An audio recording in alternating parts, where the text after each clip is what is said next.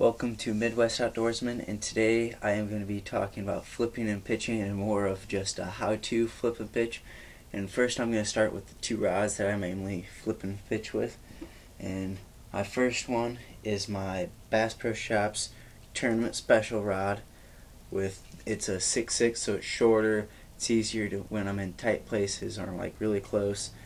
And just for the example, I normally fish a 1/4 ounce bullet weight, non-pegged, and just like a 6 or 7 inch Berkley power bait ribbon tail worm. And then my other one, which is more of heavy cover, it's my longer rod. It's a 7-foot medium heavy, also medium heavy still, Bass Pro Shops Pro Light combo. And then I have braid on this one, and the last one I have 20-pound copolymer, and this is 65-pound braid. And this is, normally I have it pegged, but I was in a rush to re-rig, and so this is unpegged with a 3/8 ounce weight, and it has a beaver bait on it, specifically the missile baits, D-bomb and watermelon with red flake is what I think it is, with a Eagle Claw 4 or 5/0 flipping hook. And then these are the two setups that I mainly flip and pitch with. And now we're going to talk about how I practice my flipping and pitching and how to flip and pitch. Okay, now we're going to go over how you flip and pitch. And first off, we'll start off with flip. And this is my 6'6" rod, so this is what I use for like closer quarters. Don't need to get as far, I need to be more accurate.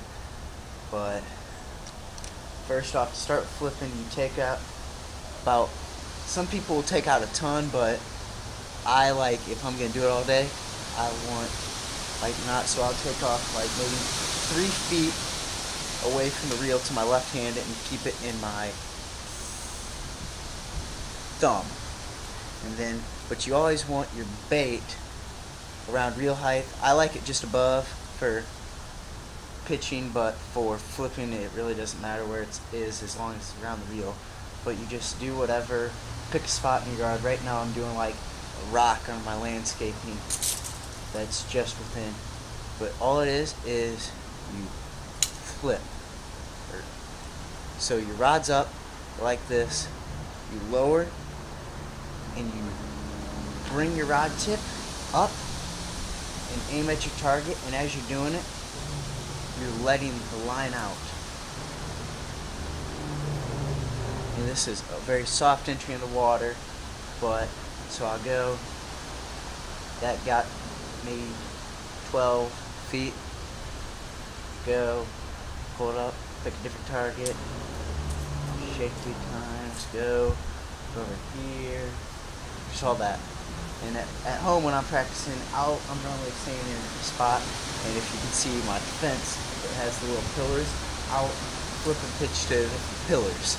And so some people use like little cups or whatever, PVC pipes cut down to like 2 inches high, but yeah, I'm cheap, I'm a kid, don't have enough money, so I just went outside and I was like, what can I flip and pitch to? And I was like, oh, fence post. So next we'll move into pitch. And most people for pitching like their bait either right around the reel, but I like it below the reel. Sorry about that wind. But I like my bait just above the reel, or at least for the shorter rod. So I'll go up, pull it just above, about 2 inches above, then. So before you start pitching, I'd get the basic movement of this, basically a pendulum, like this movement of your rod, because you're going like this and you're just bringing up the rod tip. So I'll step back so you can see like the rod tip, and it's in slow-mo, it's just let the bait go.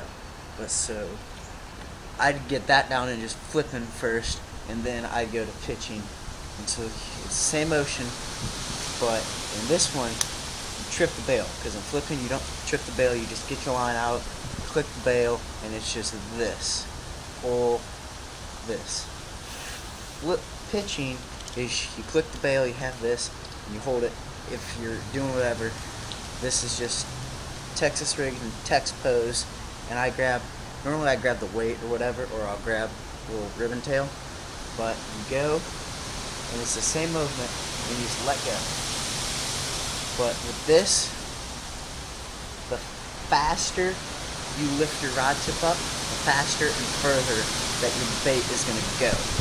So I'll go, right now I'm pitching at just next to the generator that we have in our backyard. I'm just going, trying to get as close to it, whatever, reel in, and I'll normally do this if I have time in the day. Lately I haven't.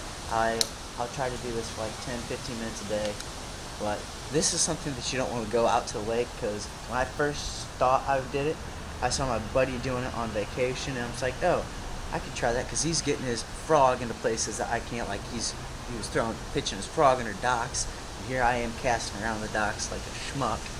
And of course, he didn't catch any, but he had a greater opportunity because he was getting his bait in places that you can't.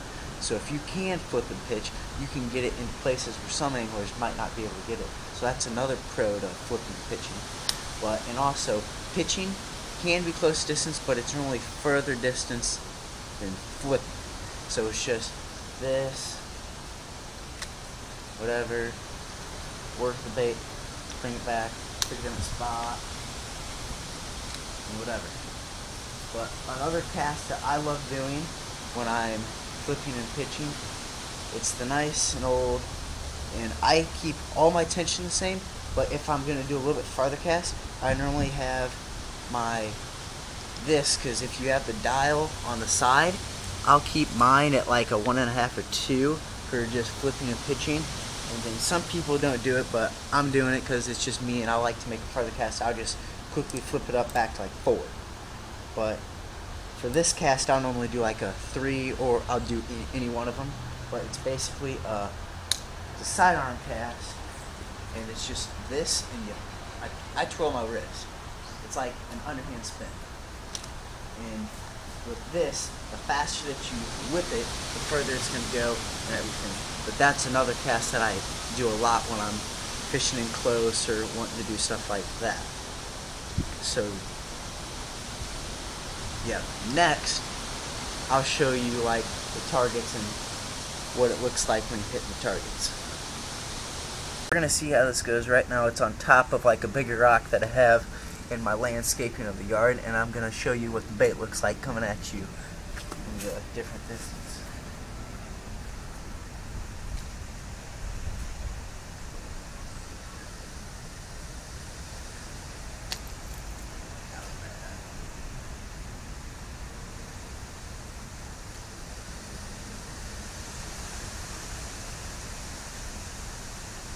Great backlash on camera, just what I love. Oh, another quick tip that I forgot, but I'm not using it, is I'll take like a board or a couple 2x4s. Right now, I'm just using a piece of flagstaff that's about 2.5, 3 inches tall, and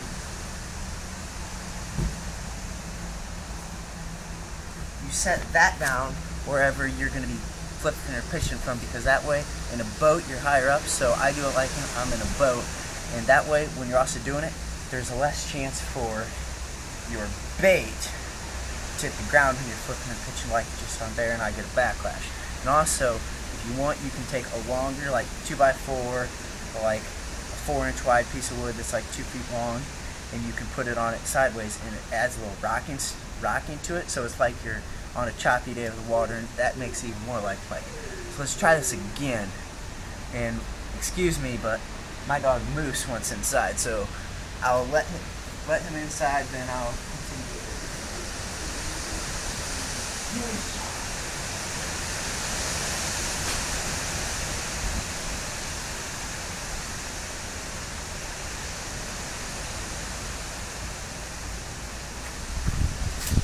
Dogs, don't you just love them?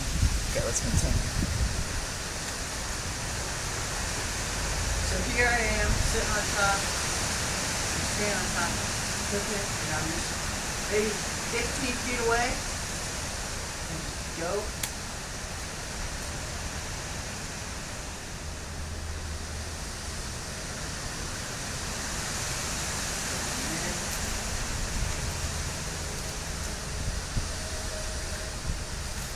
Get a different angle because that seems to be a little too high, so try not to break my camera.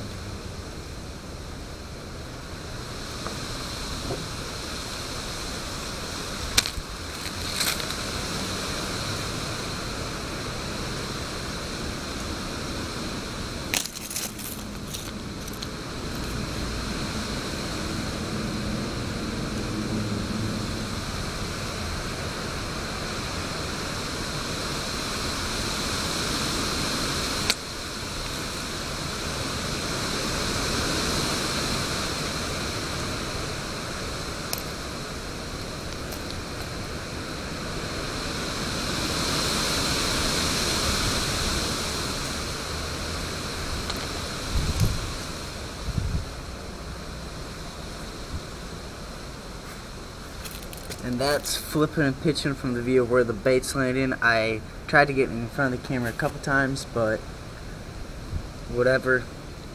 And this is a very effective technique that I have practiced a bunch in the past year and a half and tried to mainly what I'm going to work on for the next few seasons of fishing.